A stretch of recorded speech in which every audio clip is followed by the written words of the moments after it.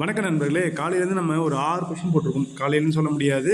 நம்ம இந்த 3 நாளாக வந்து ஒரு 6 கொஷின் 5 கொஷின் போட்டிருக்கோம். இதோட இப்போ 3 கொஷின் கொண்டு வந்திருக்கேன். இப்போ இந்த 8 கொஷினுக்குமே வந்து கண்டிப்பாக எல்லாருக்குமே வந்து மார்க் கிடைக்கும். நம்ம ஃபஸ்ட்டு ப்ரிஃபரன்ஸ் பார்த்தீங்கன்னா, நம்ம எல்லாருக்கும் மார்க் கிடைக்கக்கூடிய கொஷினை செலக்ட் பண்ணி போடுறது தான். இப்போ 8 கொஷினுமே வந்து கிடைக்கும். சரிங்களா? மொத்தம் 8 கொஷினுமே நமக்கு தாராளமாக கிடைக்கும். நீங்கள் மார்க் உங்களுக்கு கம்மியாக இருந்தால் நீங்கள் கவலைப்படாதீங்க. உங்களுக்கு 8 கொஷின் கண்டிப்பாக ஆட் ஆகும். 8 மார்க் ஆட் ஆகும். அதனால் நீங்கள் ஃபிசிக்கல் நல்லா பண்ணுங்கள். சரியா? இப்போ இந்த கொஷினை பார்க்கலாம். அது இல்லாமல் இன்னொரு விஷயம் சொல்கிறேன் கேளுங்க. இந்த பிடிஎஃப் நான் கையில் எழுதிக்கிட்ட டைப் பண்ண கொடுத்துருக்கேன். டைப் பண்ணி வந்த உடனே உங்களுக்கு நான் என்ன பண்ணுவேன், நாளைக்கு வந்து கொடுத்துருவேன். நீங்கள் உங்களுடைய டீட்டெயில்ஸை ஃபில்அப் பண்ணி நீங்கள் கையெழுத்து போட்டு நீங்கள் அனுப்பிச்சி விட்டாவே போதும். அவ்வளோதான். நீங்கள் வேறு எதுவும் செய்யவே வேண்டியது இருக்காது. நீங்கள் உங்களோட ரிஜிஸ்ட்ரேஷன் நம்பர், பேர், கொஷின் நம்பரு, அவ்வளோதான். கொஷின் டைப் இவ்வளோ தான் நீங்கள் இது பண்ணுற மாதிரி இருக்கும். பிடிஎஃப் நானே கொடுத்துருவேன். உங்களுக்கு எந்த கொஷின் தேவையோ தனித்தனியாகவே ரெடி பண்ணியிருக்கேன். அந்த கொஷினை நீங்கள் என்ன பண்ணுங்கள், போஸ்ட் பண்ணுங்கள். சப்போஸ் 5 கொஷின்னா 5 கொஷின் தனியாக பிரிண்ட் எடுத்து அதை அப்படியே ஃபில்அப் பண்ணி கையில் பேனால் எழுதுன்னு ஒன்றும் பிரச்சனை கிடையாது. இந்த டீட்டெயில் தானே எழுத போகிறோம், எழுதி அனுப்பி மற்றதெல்லாம் டைப் பண்ணி வச்சுட்டேன். கரெக்ஷன் பார்த்துட்டு உங்களுக்கு கண்டிப்பாக கொடுத்துட்றேன். நீங்கள் வந்து போஸ்ட் பண்ணுங்கள். நமக்கு 4 இருக்குது, ஒன்றும் அதை பற்றி நீங்கள் கவலைப்பட தேவையில்லை. இப்போ இந்த கொஷின் பார்க்கலாம். அதுக்கு முன்னாடி என்னுடைய சேனலை நீங்கள் சப்ஸ்கிரைப் பண்ணுங்கள். கண்டிப்பாக உங்களுக்கு இந்த பிடிஎஃப் எல்லாத்தையும் நான் பண்ணிகிட்ருக்கேன். அதனால் நீங்கள் பார்த்து பண்ணுங்கள். நீங்கள் சப்ஸ்கிரைப் பண்ணிக்கோங்க. சரி, இப்போ நம்ம கொஷினுக்குள்ளே போகலாம். பின்வரும் நோட்டில் எந்த ஒரு வரைபடம் கம்பி, மரம் மற்றும் கட்டுமான பொருட்களை சரியாக குறிக்கிறது? சரிங்களா? இதுக்கு ஆன்சர் பார்த்தீங்கன்னா, இக்கேள்விக்கு தங்களால் அளிக்கப்பட்ட தற்காலிக விடை பி. எனது வாதம் பார்த்தீங்கன்னா, மேற்கண்ட கேள்விக்கு தங்களால் வழங்கப்பட்டுள்ள தற்காலிக விடையில் பி என்பது சரிதான். அதே சமயத்தில் சி என்பதும் சரிதான். எனவே பி மற்றும் சியை விடையாக அளித்தவர்களுக்கு கருணை மதிப்பெண் வழங்கிட கேட்டுக்கொள்கிறேன். அதுக்கடுத்து பாருங்கள். எனது விளக்கம்: கம்பி, மரம் மற்றும் கட்டுமான பொருட்கள் சரியாக குறிக்க பொருட்களின் தன்மையை பொறுத்தது. இதில் கம்பி என்பது வீடு கட்டவும், இயந்திரங்கள், சைக்கிள்கள், வாகனங்கள், அலங்கார பொருட்கள் என அனைத்திற்கும் பயன்படும். அதே போன்று மரம் வீடு கட்டுவதற்கு, அலங்கார பொருட்கள், கைவினைப் பொருட்கள், சோப்புகள், மருந்துகள், காகிதம், நாற்காலிகள், மேசை என பல வகைக்கும் உபயோகப்படுத்தப்படுகிறது. கட்டுமான பொருட்கள் என்பது சிமெண்ட், ஜல்லி, மணல், நீர், செங்கல், பைப்புகள் என பல பொருட்களை குறிக்கும். மேற்கண்ட வினாவில் கம்பி, மரம் என்பது கட்டுமான பொருட்களாக கருதினால் ஆப்ஷன் பி என்பது சரி.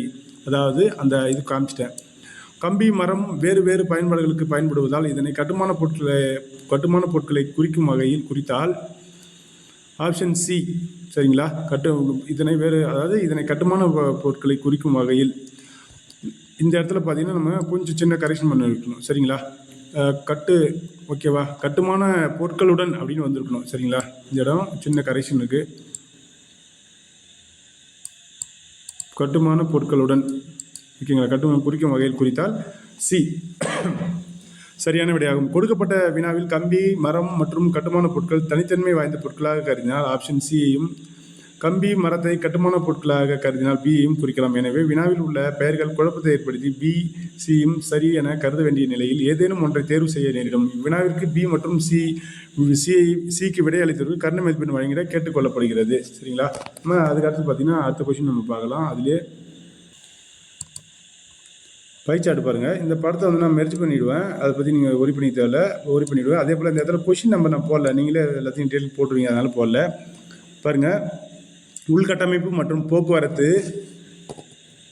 போக்குவரத்துக்காக செய்யப்பட்ட மொத்த செலவு மற்றும் வரிகளுக்காக செய்யப்பட்ட மொத்த செலவினம் விகிதம் என்னன்னு கேட்குறாங்க. சரியா? இந்த விகிதம் நம்ம கொஷின் படித்தாச்சு. இதுக்கான ஆன்சர் பார்த்தீங்கன்னா 13:11 கொடுத்துருக்க ஆன்சர். எனது வாதம் கொஞ்சம் இது பண்ணிக்கலாம். மேற்கண்ட வினாவிற்கு விடையாக 13:9 என்பதே சரியான விடையாகும். இருப்பினும் தாங்கள் கொடுத்த விகிதம் தவறான விடையாகும். எனவே வினாவிற்கு எந்த விடை அளித்தாலும் கருணை மதிப்பெண் வழங்கிட கேட்டுக்கொள்கிறேன். எனது விளக்கம் பாருங்கள். உள்கட்டமைப்பு மற்றும் போக்குவரத்து மற்றும் இந்த கணக்கு அப்படியே போட்டுட்டேன். சரிங்களா? போட்டுட்டு ஆன்சர் பார்த்தீங்கன்னா 13:9 போட்டுட்டேன்.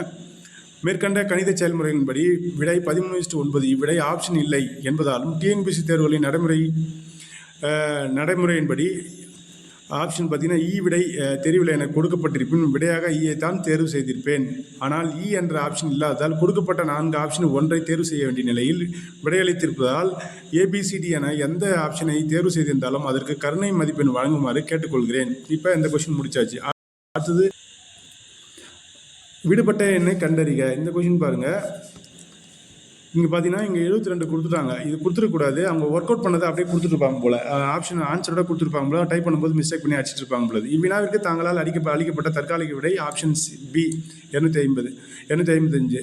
சரிங்களா? இவ்வினாவிற்கு துவக்க எண் 72 என்பது தவறாக கொடுக்கப்பட்ட அல்லது தட்டச்சு செய்யப்பட்டுள்ளது. 7 என கொடுக்கப்பட்டிருந்தால் 7ஐ 2உடன் பெருக்கல் செய்து 14 வரும். அதனுடன் 1ஐ கூட்டினால் 15 என்ற எண் வரும். மேலே பார்த்தீங்களா 15 வரும். அதன் தொடர்ச்சியாக இதே போன்று அடுத்தடுத்த எண்களை பெருக்கி கூட்டினால் தங்களால் அளிக்கப்பட்ட ஆப்ஷன் பி என்பது சரியான விடை வரும். ஆனால் இது உளவியல் கேள்விக்கான அடிப்படையில் இல்லாமல் உள்ளது. இதனால் தேர்வுகளுக்கு அதிக நேர விரயமும் அப்படின்னு வந்திருக்கணும்.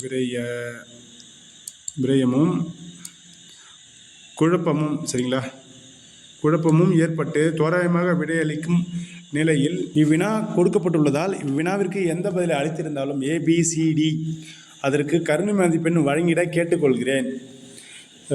நண்பர்களே, இப்போ நான் வந்து இந்த கொஷினுக்கு எல்லாமே ரெடி பண்ணிட்டேன். PDF கண்டிப்பாக தந்துடுறேன். நாளைக்கு தரேன். கொஞ்சம் வெயிட் பண்ணுங்கள். நம்ம தெளிவாக போட்டோன்னா, ஒரு யூனிஃபார்ம் போட்டோன்னா கண்டிப்பாக வந்து நமக்கு கிரேஸ் மார்க் கிடைக்கும். ஒரு முயற்சி தான், சரிங்களா?